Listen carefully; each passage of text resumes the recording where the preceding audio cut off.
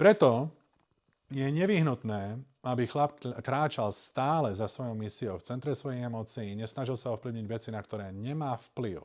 A to je všetko okrem jeho mysle a misie.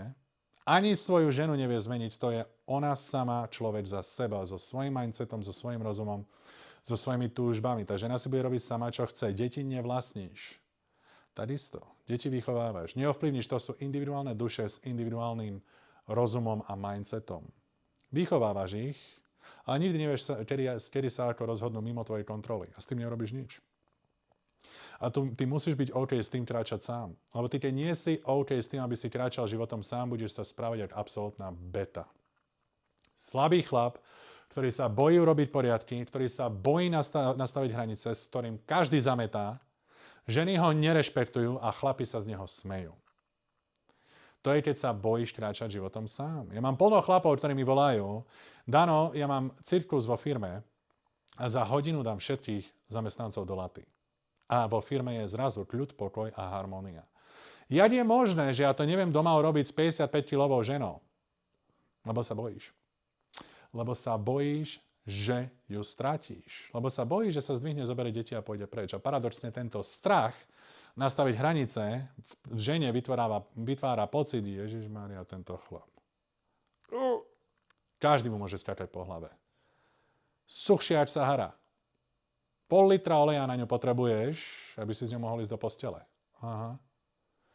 Čiže pointou je, chlap sa nikdy nesmie báť kráčať sám. A keď sa chlap nebojí kráčať sám, nastaví hranice okamžite každému. A paradoxne to ženu priťahuje. Urobí poriadky, nastaví hranice, v domácnosti je kľud, pokoj a potom sa sústredí už len na humor. A žena vie, že ako náhle príde chlap cez tie dvere a príde domov, ako vstúpi tá dominancia a testosterón, ktorý cítiť po celom dome v momente, ak je doma, vie, že si môže vydýchnuť. Konečne, už deti budú kľudné, lebo otec je doma. Lebo otec vie, ako sa nastavujú hranice. A hranice sa nastavujú tak, že nikdy neberieš svoje slovo späť. A dávaš jednu príležitosť. Raz upozorníš: Adamko, nerob to, lebo ti zoberiem hračku. Adamko to ďalej robí, testuje hranice, skúša.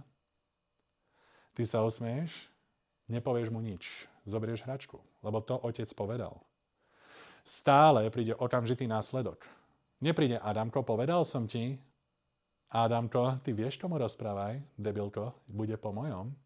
A hraje sa, skúša hranice, skúša a ocko: Adamko, to nie je pekné. A Adamko, mňa to nezajíma, čo je pekné, to budú veci po mojom. Ja mám 6, ty máš 50. Ticho buď a sadni si.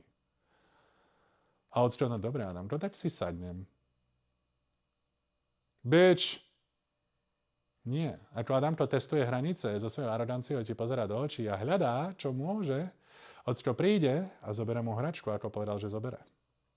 Adamko pochopil: sú následky, áno, presne tak. A to isté robíš so ženou. Nikdy v živote nedávaš druhé šance na testovanie hraníc. Nikdy.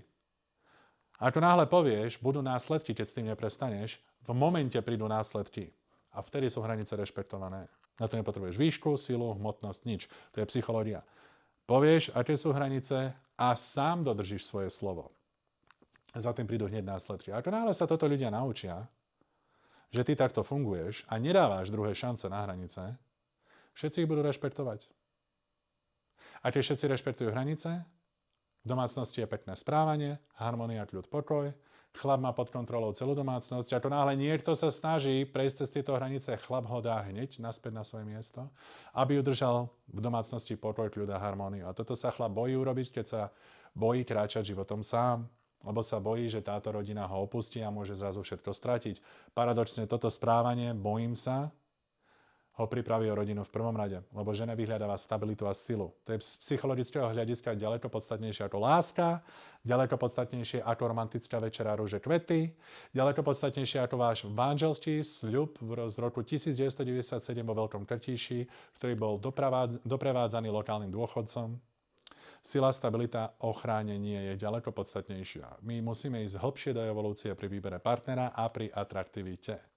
A ďalej, keď sa chceš baviť zo spirituálneho hľadiska, mužská a ženská energia spolu krásne synchronizujú, keď každá je na svojom mieste. Ako náhle žena vstúpi do mužskej energie, muž vstúpi do ženskej energie, nastáva obrovské napätie. A náš krásny yin a yang, ktorý sa mal hýbať v harmónii a v symbióze a vymieňať si medzi sebou energie, teraz začne vibrovať, nevie spolu komunikovať a pokiaľ nenastane napätie, kde je energie v materiáli tak veľa, že materiál vybuchne. To je vesmírny zákon. Ak sa nachádza veľa energie v materiáli, materiál vybuchne. Čo je to výbuch vo vzťahu? Rozvod, straty majetkov, straty detí, devastované životy. Prečo? Lebo energie neboli na svojom mieste. Muž nemá na výber, než byť vo svojej mužskej energii non-stop. To je centrum svojich emócií, nikdy nekričí, nastavuje hranice, organizuje chaos, uisťuje sa, že v domácnosti je pokoj a kľud. A keď je pokoj a kľud, vyberie pečseso, ideme sa hrať. Monopoly, pečseso, ideme na kone, ideme hrať futbal, ideme pozerať toto. Marienka rada robí toto, ideme na tanečnú, kdekoľvek. Na všetko, čo sa sústredí chlap, ja by videl veľa zubov v domácnosti. Každý sa usmieva. Adamko nemá úsmev. Prečo sa Adamko neusmieva? Ideme ho rozosmiať. Začneme robiť nejakú aktivitu. Zoberiem penové pištoľky a začneme sa strieľať. Adamko sa zrazu smeje, uteká, Ježiš, oco.